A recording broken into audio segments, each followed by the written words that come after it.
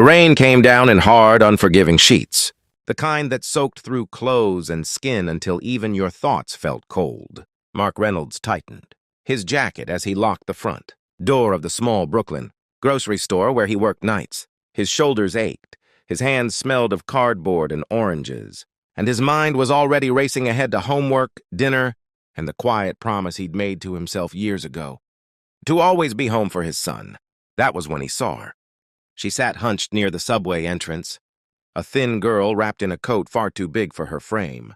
Her hair was tangled, her sneakers split at the seams, toes peeking through like they'd long given up on warmth. She wasn't asking for money. She wasn't even looking at people. She just stared at the wet pavement, lips trembling, trying not to cry. Mark slowed without meaning to. He'd learned the hard way not to look too long, not because he didn't care, but because caring hurt. After his wife died in a car accident 3 years earlier, the world had taught him how quickly kindness could be punished. Medical bills, late rent notices, sleepless nights. With a grieving 8-year-old boy, Mark had survived by narrowing his focus. Protect your child. Pay the bills. Keep moving. But something about the girl stopped him cold. She looked about 12, maybe younger. And when she glanced up, her eyes, wide, dark, and terrified, met his for half a second before darting away. "Hey," Mark said gently, surprising himself. She flinched. "It's okay," he added. I'm not here to hurt you." Silence, then a small, shaking voice. "I'm fine." He knew that lie. He'd said it himself too many times. "It's freezing out here," he said. "You hungry?" Her stomach answered before she could. A soft, betraying growl. Mark sighed, rubbing a hand over his face. "Come on, I can get you something warm." "I don't have money," she whispered. "That's all right, I do." He expected her to refuse, to run. Instead, she hesitated, then slowly stood, wobbling like a fawn on ice. "My name's Lily," she said quietly. "Mark," he replied. "Let's get you out of the rain." 20 minutes later, Lily sat at the small kitchen table in Mark's apartment, cradling a mug of hot chocolate like it was something sacred. The heater rattled, working overtime. Mark's son Ethan hovered nearby, curiosity battling shyness. "Dad," Ethan whispered, "is she staying?" Mark didn't answer right away. Lily stared into her mug. "I won't be any trouble. I can leave after I finish." "You're not leaving tonight," Mark said firmly. "It's not safe." Her eyes filled instantly. "Thank you," she breathed, like no one had ever said that to her before. They ate grilled cheese sandwiches. Lily devoured hers too fast, then apologized for it, cheeks burning red. Mark told her she didn't need to apologize for being hungry.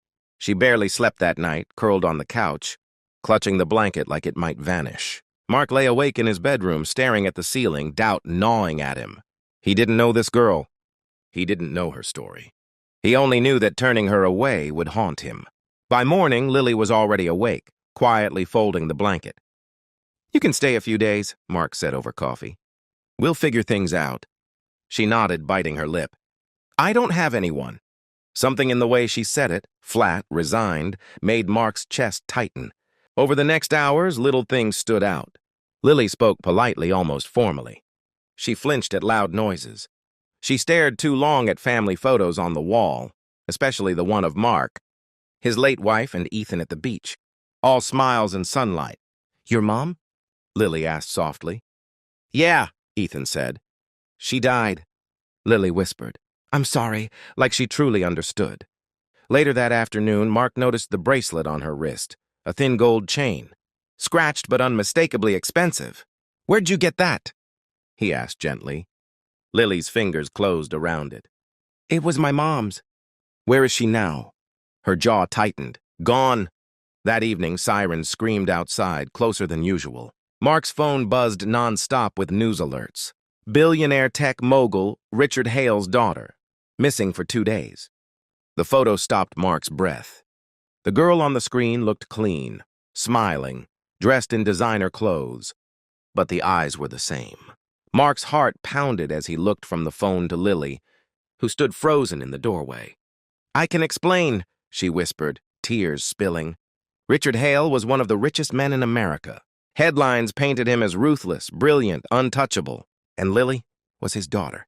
"Why didn't you say anything?" Mark asked, struggling to keep his voice calm. "Because people don't see me," she cried. "They see him. His money. His shadow." She told him everything then.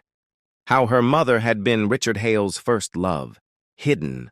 Forgotten when his empire took off. How Lily had lived quietly with her mom, away from cameras, away from the world. How her mother died suddenly months earlier. How her father sent her to a boarding school she hated. Guarded, lonely, controlled. How she ran away, desperate to feel invisible for once. "I just wanted someone to be kind," she sobbed. "Not because of who my father is." Mark felt like the ground had shifted beneath him. Within hours, black SUVs lined the street. Men in suits, police, and finally, Richard Hale himself, tall, silver-haired, eyes burning with fear and regret. When Lily saw him, she shrank back. "She's safe," Mark said, standing protectively between them without even thinking. Richard Hale's voice broke. "Thank you. I've been losing my mind." Lily looked up at Mark. "You didn't know, and you still helped me." "That doesn't change," Mark said quietly. Richard took it all in. The modest apartment. The peeling paint, the second-hand furniture, the tired man who'd given his daughter what millions couldn't. "May I talk to her?" Richard asked. Lily hesitated, then nodded. They talked for a long time behind closed doors, tears, raised voices, silence. When Lily came out, her face was swollen from crying, but lighter somehow. "I'm going with him," she said. "But I don't want to disappear." Mark swallowed hard. "You don't have to." Richard stepped forward. "I owe you more than I can say," he said. "You showed my daughter what real humanity looks like." Weeks later, Mark got a letter. Not a check, not an offer of charity. An invitation. Richard Hale had set up a foundation. In Lily's mother's name, one focused on helping homeless and runaway children. He wanted Mark to help lead it. "I don't have experience," Mark said when they met again. "You have the only qualification that matters," Richard replied. "You cared." Life didn't turn into a fairy tale overnight. Mark still worked hard, still struggled. But there was help now, purpose, and a quiet pride. Lily visited often. She and Ethan became inseparable. She laughed more, smiled freely. One evening, as Mark watched the kids play, Lily hugged him suddenly. "You saved me," she said. Mark shook his head. "No, you reminded me who I wanted to be." Sometimes kindness doesn't just change one life. Sometimes it ripples outward, quiet, powerful, unstoppable, proving that humanity, even in a cold and crowded world, still matters.